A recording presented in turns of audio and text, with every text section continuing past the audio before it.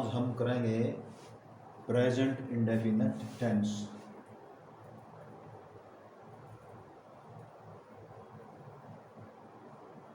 Present indefinite tense. तो सबसे पहले तो आपको पता होना चाहिए कि इसकी पहचान क्या है। इसकी पहचान है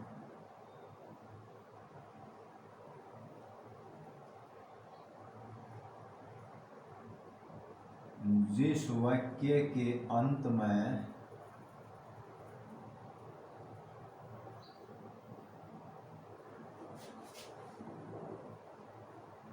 ता है, कोमा ते हैं,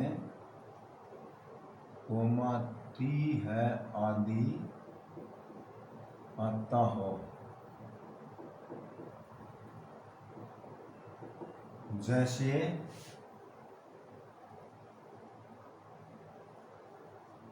मैं जाता हूँ,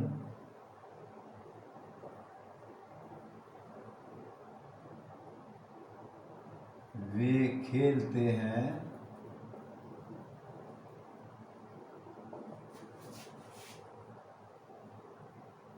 वह सोती है।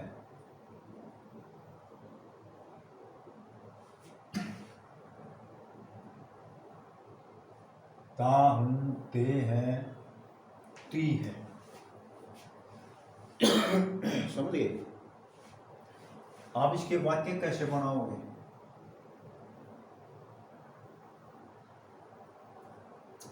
सबसे पहले सब्जेक्ट, उसके बाद वर्ब की फर्स्ट फॉर्म जमा ऑब्जेक्ट। सब्जेक्ट वर्ब की पहली फॉर्म जमा ऑब्जेक्ट।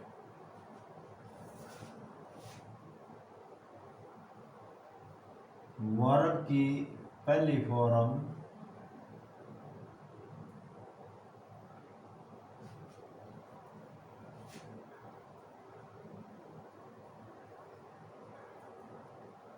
बहुवचन वाक्यों के साथ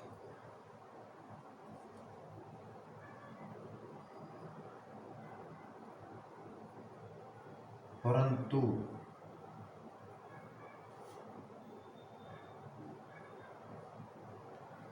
यदि सब्जेक्ट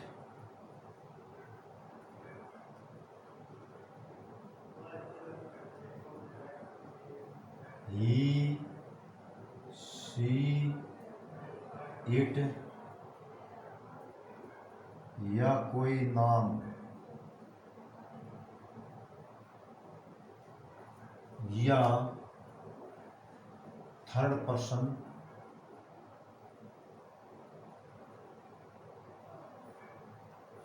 सिंगुलर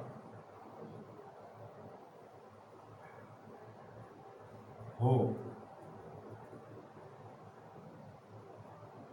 तो वर्ब की फर्स्ट फॉर्म के साथ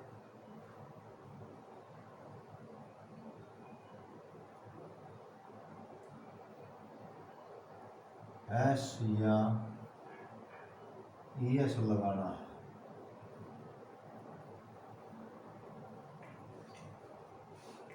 ये सबसे विशेष बात है इसमें। जैसे मैं जाता हूँ,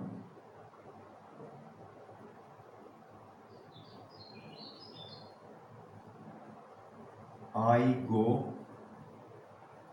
ये इसमें सब्जेक्ट हो गया, ये इसमें वर्ब होगी।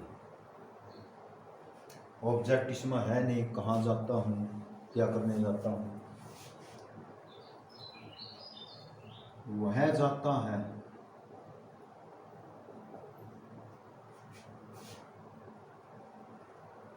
He goes. अब क्योंकि यदि सब्जेक्ट ही, सी, इट या कोई नाम थर्ड पर्सन सिंगुलर हो यानी कि एक वचन, तो उसके साथ वर्ब की फर्स्ट फॉर्म के साथ एस या ES लगा देंगे। भाई वैसे तो यहाँ पर जो मैंने आपको बताया बहुवचन वाक्य, आई जो है वो सिंगुलर है, परंतु इसमें केवल वर्ब की फर्स्ट फॉर्म ही लगेगी, न कि SEIS। SEIS तुमने लगाने हैं यहाँ ही, सी, इट या कोई नाम, लेकिन वो एक वचन होना चाहिए। जैसे आगे है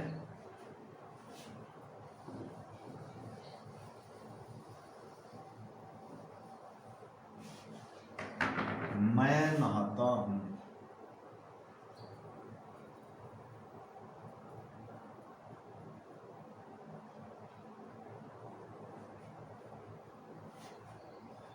ये सब्जेक्ट और ये वर्ब। आई वेद, मैं नहाता हूं,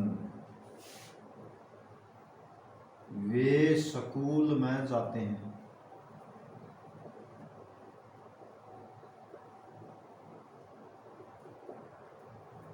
ये सब्जेक्ट, ये जाने का काम वर्ब, कहाँ जाते हैं, स्कूल को जाते हैं।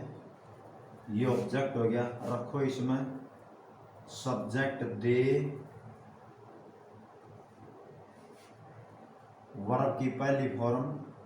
अब क्योंकि ये कोई ही, सी, इट या कोई नाम नहीं है, केवल वर्ब की पहली फॉर्म। दे गो, इसके गलत प्रीपोजिशन आओगी to, they go to school, they go to school. आगे है शीला गीत गाती है।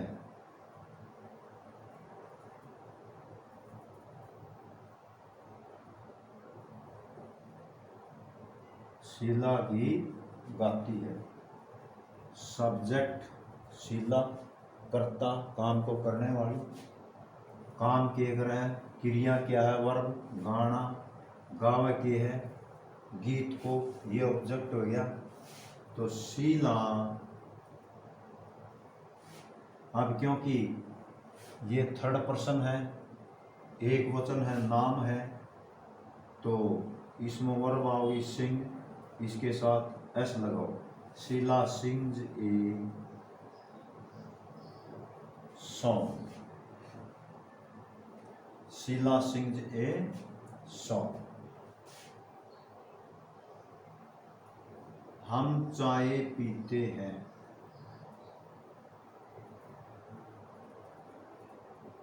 हम चाय पीते हैं। ये हो गया सब्जेक्ट, काम किए कर रहे हैं, वर्ब क्रिया, पीने का, किसको पीते हैं, चाय को, ऑब्जेक्ट रखो, सब्जेक्ट जमा वर्ब की पहली फॉर्म वी। अब चाय में पीने के साथ ड्रिंक नहीं, take, we take tea, we take tea. वर्षा होती है,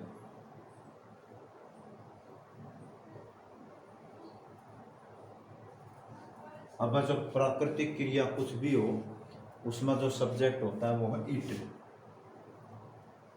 वर्षा होना, आंधी का चलना, वो उड़े फिरना, इट। अब क्योंकि ही, सी, इट मत आ गया सब्जेक्ट, तो रेन माने वर्षा होना, एस, इसके साथ एस या एस लगाओ, इट रेंज, इट रेंज। जैसे कुछ और वाक्य,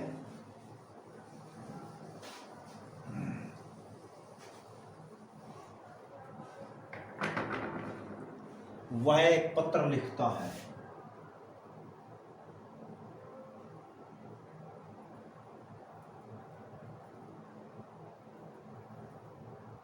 वह एक पत्र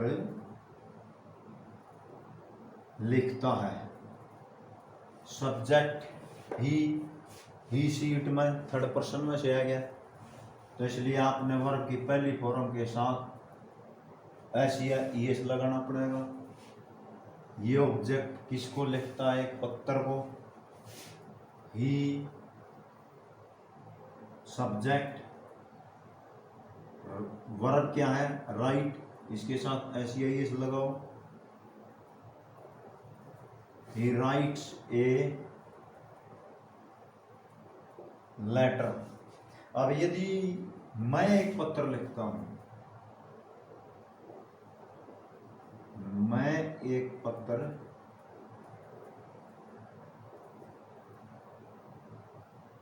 लिखता हूं, बस केवल सब्जेक्ट सब्जेक्ट का फर्क है।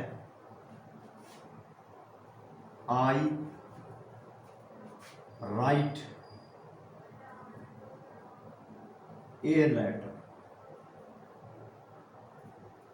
I write a letter. वाह भाई, तुमने ये फर्क समझ में आना चाहिए प्रेजेंट इंडेफिनिट टेंस में। यदि सब्जेक्ट ही सी इट या कोई नाम थर्ड पर्सन एक वचन हो, तो उसमें तुमने वर्ब की पहली फॉर्म के साथ एस या ईएस लगाना है। बाकी में जैसे फर्स्ट पर्सन के pronoun I my me we और अस, सेकंड के यू यू और यू, इनके साथ केवल तुमने वर्ब की पहली फॉर्म लगानी है। इसमें मुख्य बात यही है, यदि सब्जेक्ट ही सी इट या कोई नाम थर्ड पर्सन सिंगुलर वचन हो, तो वहां पर वर्ब की पहली फॉर्म के साथ एस या ईएस लगा दो। बाकी में केवल वर्ब की पहली फॉर्म का प्रयोग करो। आज का काम था ये, बाकी कल और करवाएंगे।